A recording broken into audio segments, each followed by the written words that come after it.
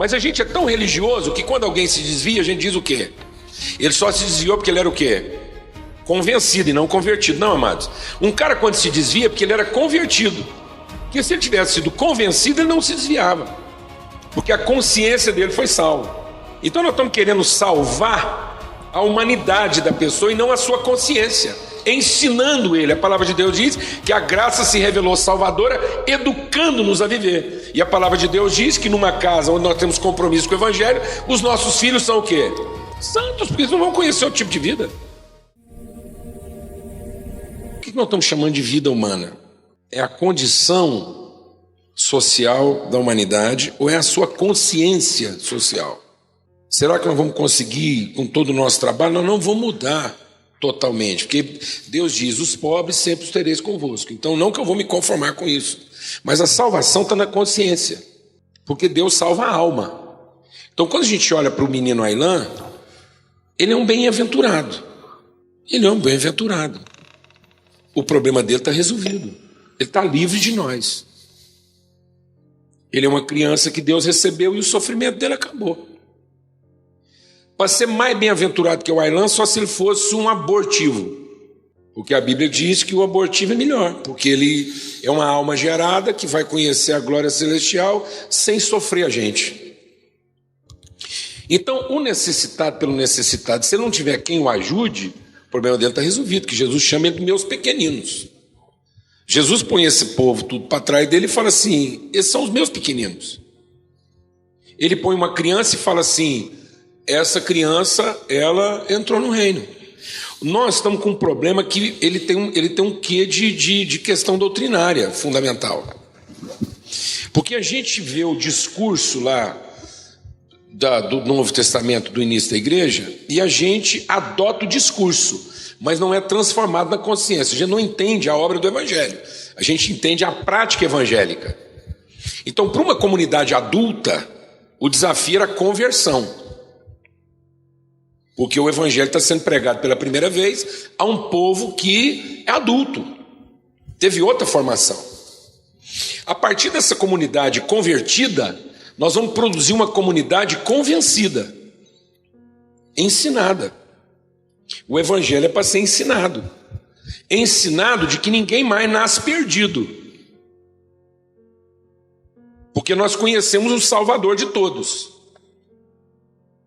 Então, se eu encontro alguém e conheço o Salvador dele, para mim ele não é perdido, porque ele é salvo. Eu conheço o Salvador dele. Então eu não posso tratar ele como um perdido. Então eu não prego evangelho para perdidos, eu prego evangelho para salvos. Que agora vão ter que resolver se querem continuar perdidos ou não. Mas nós começamos a pregar evangelho para perdidos. Para que eles se transformem em salvos. Então quem vai fazer a obra da salvação nele é ele. Alguém está entendendo o que eu estou falando? Então, a gente tem a ideia, por exemplo, que os nossos filhos nascem perdidos. E nós temos que convertê-los. Não, mas não temos que converter nossos filhos. Nós temos que convencê-los que eles não são mais perdidos. Porque nós conhecemos o Salvador deles. Então nós geramos filhos santos. Então nós pregamos o evangelho para aqueles que, sendo santos à luz do evangelho, continuarão santos. Porque agora não precisam mais do quê? Ser perdidos. Então são santos que podem se corromper e não perdidos que podem se santificar. Nós estamos querendo que os perdidos se santifiquem, em vez de ensinar para as pessoas que Deus nos santificou, porque está escrito lá que aqueles a quem chamou, Ele purificou e Ele também glorificou, santificou. Então agora nós apresentamos o evangelho, ensinamos o evangelho e essas pessoas não se desviam mais. Eram perdidos até conhecer a gente, mas nós somos a revelação da salvação deles. Então quando nasce um filho nosso, ele é filho nosso ou é de Deus? Ele é perdido ou ele é salvo? Ora, se ele nasceu na casa de um salvo, ele não está mais perdido, graças a Deus, porque agora ele vai ser ensinado no evangelho e convencido a respeito dele. Mas a gente é tão religioso que quando alguém se desvia, a gente diz o quê? Ele só se desviou porque ele era o quê? Convencido e não convertido. Não, amados. Um cara quando se desvia é porque ele era convertido. Porque se ele tivesse sido convencido, ele não se desviava. Porque a consciência dele foi salva. Então nós estamos querendo salvar a humanidade da pessoa e não a sua consciência, ensinando ele. A palavra de Deus diz que a graça se revelou salvadora, educando-nos a viver. E a palavra de Deus diz que numa casa onde nós temos compromisso com o Evangelho, os nossos filhos são o quê? Santos, porque eles não vão conhecer o tipo de vida. Eles vão ser santos. Eles vão crescer na verdade. Desde os primeiros dias eles vão aprender que eles têm um pai, um salvador. Eles vão conhecer qual é o propósito deles na vida. O nosso problema é que nós criamos os nossos filhos para os nossos propósitos, ensinamos que eles são nossos filhos, temos para eles sonhos e depois queremos que eles se convertam a Deus. Para quê? Para que Deus abençoe os sonhos que nós tivemos para eles. Isso não vai funcionar mesmo não, hein? Enquanto a gente estiver pregando evangelho para muçulmano, não vai funcionar. Enquanto a gente estiver fazendo bondade para pobre, não vai funcionar. Enquanto a gente estiver pregando para macumbeiro, não vai funcionar. O dia que eu entender que eu estou ensinando o evangelho para pessoas que são filhos de Deus, isso vai funcionar. Enquanto a gente está fazendo favor, esse favor que eu faço com o que é meu. O grande segredo do evangelho é entender que nada é meu, tudo é nosso. O macumbeiro é o nosso irmão, que tem uma igreja boa e uma doutrina ruim, só isso. Só isso. Então eu vou lá ajudar meu irmão a consertar a doutrina, a igreja já está organizada. Por que eu não vou lá ajudar meu irmão e corrigir a doutrina dele? Porque ele não é meu irmão, ele é macumbeiro. Ele não é meu irmão, ele é radical muçulmano. Ele não é meu irmão, ele é um pobre e eu sou rico, então eu vou transferir da minha riqueza para a pobreza dele. Negativo. O recurso dele foi depositado para mim, mas o recurso é dele, porque ele é parte da família, ele é meu irmão. Então eu não fui lá na favela ajudar um pobre, eu fui lá encontrar meu irmão. E eu fui lá porque eu sei que ele foi salvo, porque eu conheço a obra da salvação dele, eu conheço o Salvador dele, e ele só está perdido porque ele não conhece o que eu conheço. Então eu vou lá entregar para ele o que é dele, porque é nosso. Porque lá em Apocalipse, João não viu tribos e nações, ele viu de todas as tribos, povos e nações. Ele não viu uma reunião de tribos e nações, ele viu uma família de irmãos de toda tribo, língua, povo e nação. Irmãos que se reuniram. Uns vieram do cristianismo, outros vieram do islamismo, outros vieram da macumba, outros vieram do secularismo. São filhos. Nós não tínhamos que estar preocupados com a salvação do Aylan. Ele foi poupado de nós. O pai dele o recolheu. Não tínhamos que estar preocupado com a gente, que ainda acha que foi um filho de um muçulmano que morreu. A gente fica chocado porque aquilo nos envergonha. Mas a gente não chora como quem perdeu um filho. A gente chora como quem tem vergonha de ter acontecido uma coisa dessa. Porque a gente ainda quer fazer o bem para ficar bom. E não porque o bem é a única coisa que a gente sabe fazer. Porque quando eu encontro alguém, eu não encontrei alguém de outra religião. Eu finalmente encontrei meu irmão. É só a gente se perguntar. A gente vai na padaria para comprar pão ou para encontrar o padeiro? A gente vai no restaurante para comer um bom prato ou para encontrar o garçom? A gente vai no açougue para comprar carne ou para encontrar o açougueiro? Não devia ser para comprar carne, né, amados? E no açougue devia ser só o pretexto para a gente encontrar quem?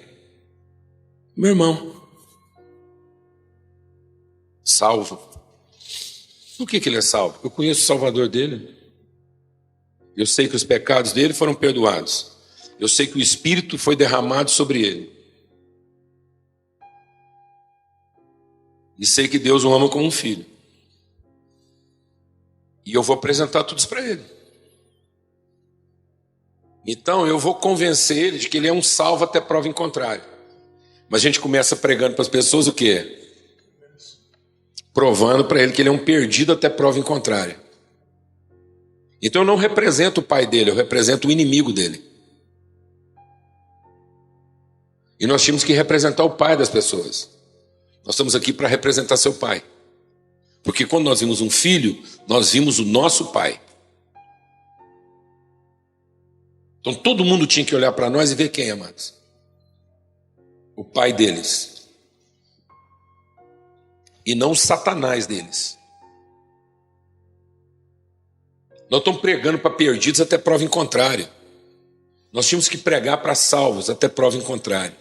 O cara tinha que provar para nós que quer continuar perdido, depois de tudo que nós fizemos. Porque aí ninguém o condenou. Ele mesmo chamou juízo sobre si. Porque nós fomos lá e falamos para ele que ele era o quê? Salvo. E nós fizemos de tudo para convencê-lo. Amém? E não para convertê-lo.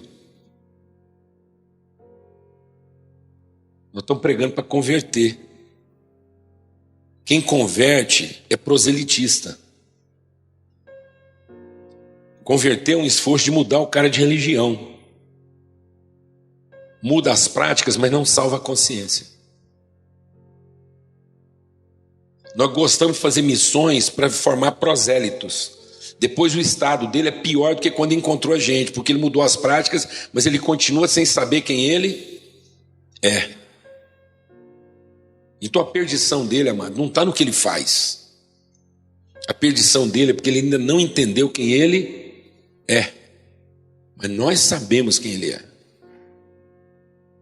Então agora nós sabemos que ele não está mais perdido. Glória a Deus, amado. Então quem morreu naquela praia não foi o filho de um muçulmano. Foi um sobrinho nosso.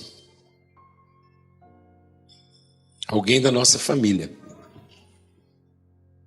O dia que a gente entender isso, a gente vai ter mais empenho com as pessoas. Enquanto a gente continuar indo na favela para distribuir comida para pobre, a gente volta de lá vaidoso.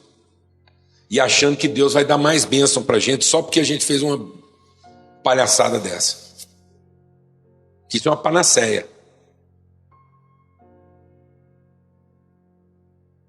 A gente vai lá distribuir comida para pobre para ficar bom. Bom para quem? Para nós. Porque nós não queremos chegar no dia do juízo e ser os que ficaram à esquerda. Eu mandei você fazer isso, você não foi, tá vendo? É só porque a gente não quer tomar uma repreensão. É só porque a gente não quer ser condenado. Amados, isso não é uma lei. Amar o próximo não é uma lei. Amar o próximo é um código. Não é o que eu faço, é o que eu sou. Eu não sei olhar para alguém e não ver nele o quê? Um irmão. Que eu conheço o pai dele. Amém, amados? Então quem é um muçulmano para você? Um perdido? Ou um irmão ignorante? O muçulmano é seu inimigo? O muçulmano é seu inimigo? O espírita é seu inimigo? O homossexual é seu inimigo?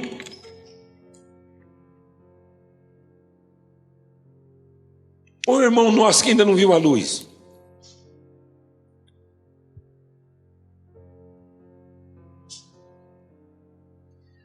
Qual que você acha que é a maior dor de Deus quando um homem adulto estupra uma criança? É a mesma dor que eu sinto quando eu vejo um filho meu brigando com outro. Porque não faz o menor sentido.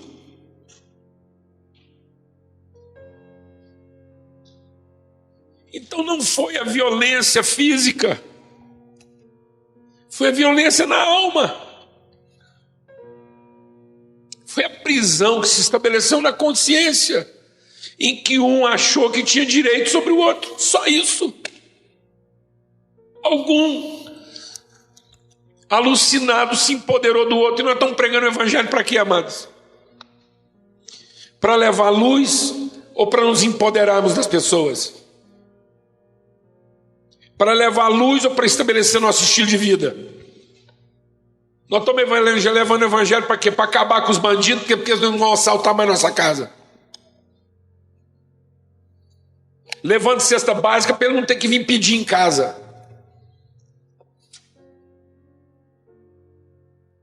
Você sabe por que aquele povo está atravessando o mar? Porque nós passamos anos levando cesta básica, mas nunca fizemos a ponte.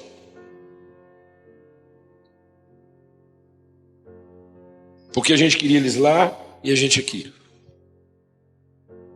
Você entendeu isso, mano? Porque a ponte diz que nós somos irmãos. A cesta básica diz que nós somos bons.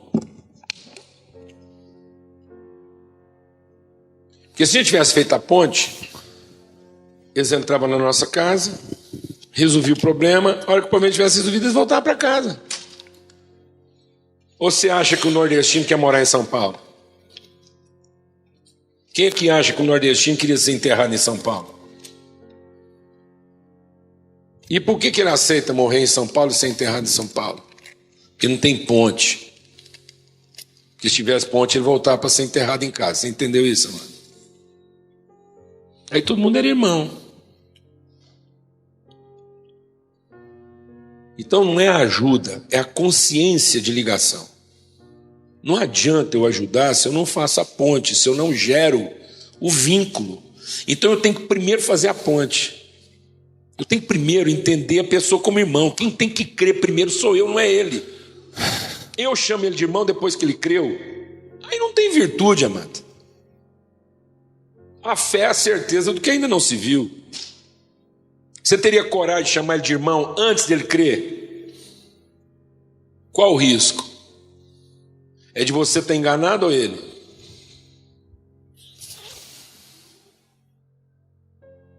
Hein? Mano? Você chamar um muçulmano de irmão, qual é o risco? Você está enganado ou ele? Se os dois morrerem, quem morreu enganado? Quem morreu enganado, mano? Você chamou o safado de irmão e ele morreu lá safado. Quem estava enganado, irmão? Quem morreu não engana, mano. Foi ele. Mas você morreu crendo. Glória a Deus, irmão. Então morra crendo, porque você não foi levantado para desconfiar. Todo mundo aqui foi levantado para crer. Amém? E não vou morrer crendo. E se ele morrer enganado, nós vamos chorar a morte de quem? De um irmão. Amém, amados? Então, Ailã, que Deus o tenha. É menos um para sofrer a gente. É menos um que não vai ter que sofrer essa desgraceira toda aí, esse veneno todo que a gente está destilando. Vamos chorar agora a nossa realidade. Vamos chorar o fato dessas crianças que estão morrendo lá e a gente acha que são crianças o quê? Pobres. Não, mas em vez de ter vergonha, vamos ter tristeza. Porque vergonha é orgulho ferido. Amém? Vergonha é orgulho ferido. Vergonha é desapontamento consigo mesmo. E desapontamento consigo mesmo é a presunção do acerto. Estar desapontado consigo mostra o tanto que a gente é presunçoso. Então não vamos ficar desapontados, vamos ficar tristes. triste porque morreu um irmão que podia ter vivido, podia ter cruzado a ponte, que não está lá. E que não está lá. Então a gente não devia estar orando para que os nossos filhos se convertessem. A gente tinha que estar orando para encontrar formas de ensinar nossos filhos a salvação deles. Pois é, mas essa idade da razão é só para ele tomar consciência e responsabilidade. Então, quando chegasse o tempo da razão, ele assume a responsabilidade. Não é assim na sua casa? Você ensinou. O problema é que nós fazemos isso em casa e não fazemos isso com o evangelho. Pô, o que é a idade da razão em casa? É a hora que você compartilha as responsabilidades da casa com ele, pronto. A idade da razão não é porque ele chega aos 14 anos e fala: puxa, pai, finalmente eu entendi que eu sou seu filho. Isso é a idade da razão? Não, isso não Deus sabe. Pronto, mas tá vendo? Não, a idade da razão nós sabemos. A idade da razão é quando a pessoa toma ciência de que a responsabilidade também agora é dela. Deixa que eu me lembro por gente. E ela assume isso porque ela foi ensinada assim. Então ela só está assumindo agora aquilo que é o papel dela. O nosso problema é que ela foi ensinada que ela era filho de quem? Aí a razão dela está toda voltada para quem?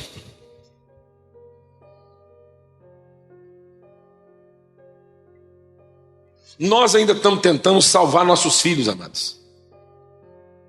E não estamos ensinando os filhos de Deus.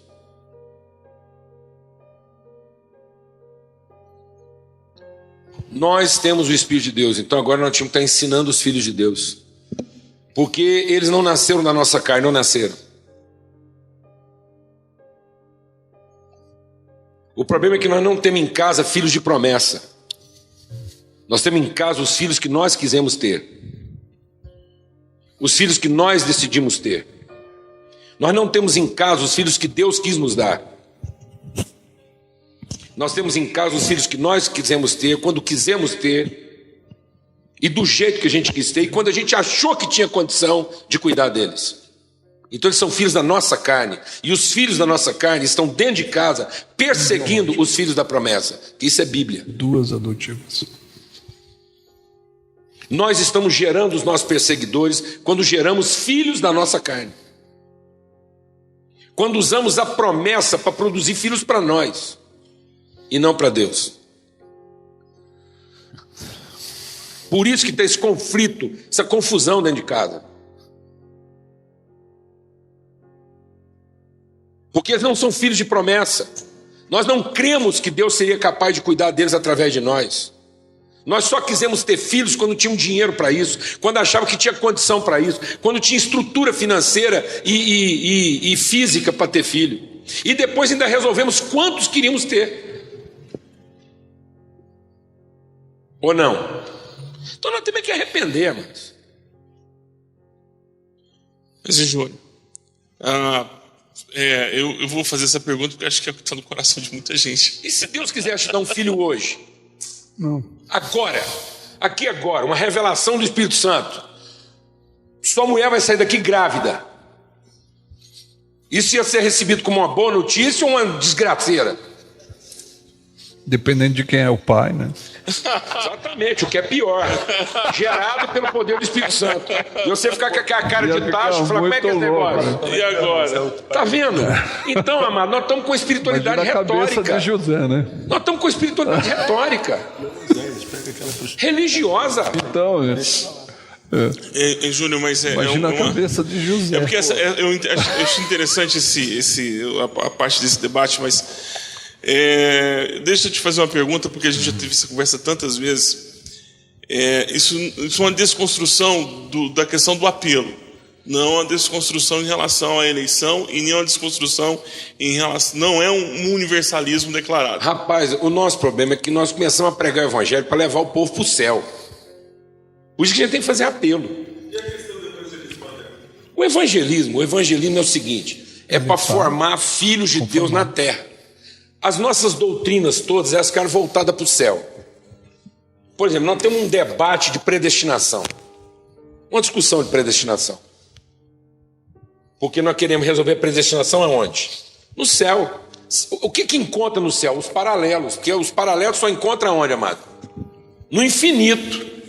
Então não tem cruz na terra, nós só vamos encontrar no céu. Só no céu que a gente vai harmonizar. Porque nós fizemos do céu o destino. O destino, amado, a gente não cumpre o destino no céu. A gente cumpre o destino onde? Na terra. Nós fomos predestinados a ser filhos de Deus onde? Na terra. Pois é. Aliás, a igreja tinha que estar mais preocupada em ir para o inferno, enquanto o inferno está por aqui, porque depois que o inferno for lançado no lago de fogo, não dá para ir para o inferno mais. Então a igreja tinha que estar lá no inferno, porque as portas do inferno não vão prevalecer, e nós tínhamos que estar lá tirando gente do inferno, antes que o inferno receba a condenação final. Então a preocupação da igreja não era subir. A primeira manifestação de anjo, quando Cristo foi assunto aos céus, a primeira exortação angelical que nós ouvimos assim que Cristo subiu foi o quê? Por que vocês estão olhando para cima?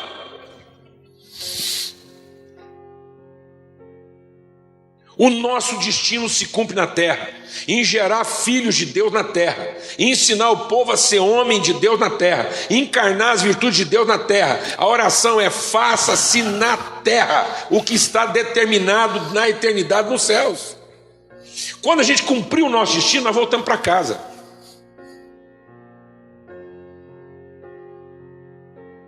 Céu não é destino, é casa. A gente trabalhou, fez o trabalho, voltamos para casa. Não é destino, é origem. É origem, é casa.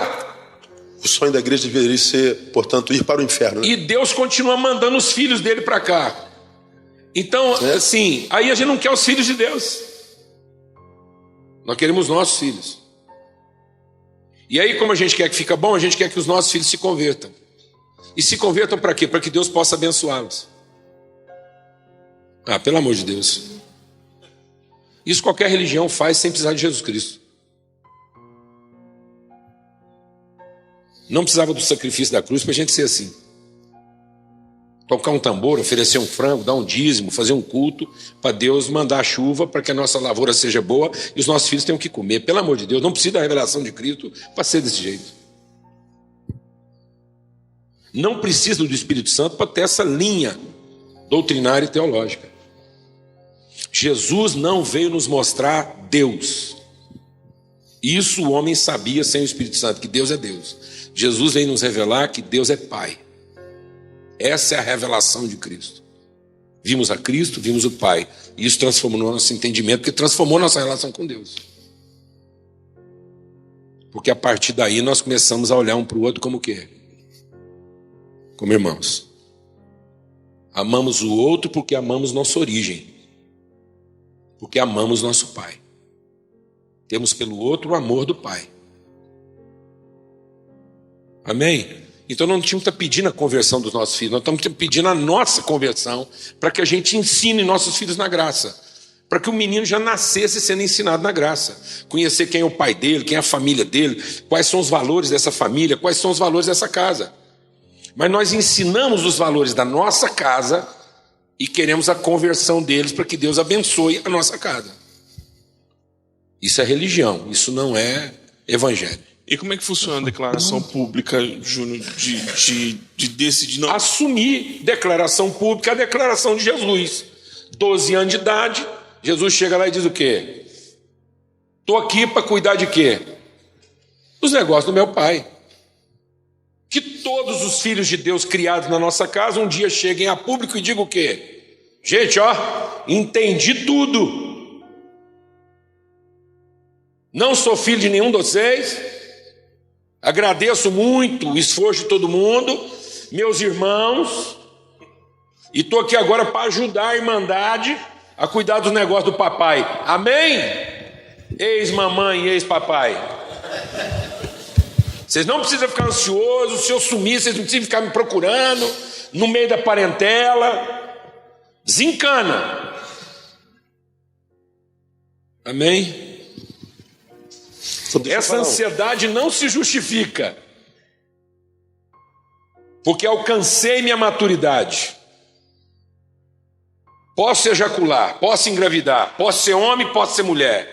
Vou assumir o meu papel. Como verdadeiro filho de Deus, tomo a minha responsabilidade. Entendi o meu propósito na vida. O meu propósito na vida não é te dar um diploma, papai, não é arrumar emprego, nem ganhar dinheiro para sustentar minha família. Meu propósito na vida é cuidar dos negócios do meu pai. E o que vai me dar condições de casar, o que vai me dar condições de ter mulher, o que vai me dar condições de ter filho, o que vai me dar condições de ser uma pessoa respeitada na sociedade, é porque eu estou compromissado com os negócios do meu pai. Não é dinheiro que diz que eu estou pronto para casar, não é diploma que diz que eu estou pronto para casar, não é recurso financeiro, não é nada, não é estrutura humana que diz que eu estou pronto para casar. Eu estou pronto para casar porque eu entendi o meu papel na vida e assumo a minha responsabilidade. Pronto? Aí nós íamos formar trabalhadores e não empregados. Gente que não trabalha para primeiro ganhar dinheiro para depois saber se dá conta. Gente que trabalha de qualquer jeito, ganhando ou não. Gente que é homem de qualquer jeito, ganhando ou não. Por quê? Porque é filho de Deus. Foi ensinado como filho de Deus. Tem a cultura do reino impregnada nele desde a primeira palavra que ele ouviu. Ninguém nunca mentiu para ele dizendo que ele era filho de homem. Amém, amados? Ninguém nunca escandalizou essa criança. Ninguém nunca o confundiu. Desde o dia que ele nasceu, ele foi ensinado. Você tem um pai que te amou e que já fez tudo para que você seja um homem ou mulher bem-sucedido no seu propósito.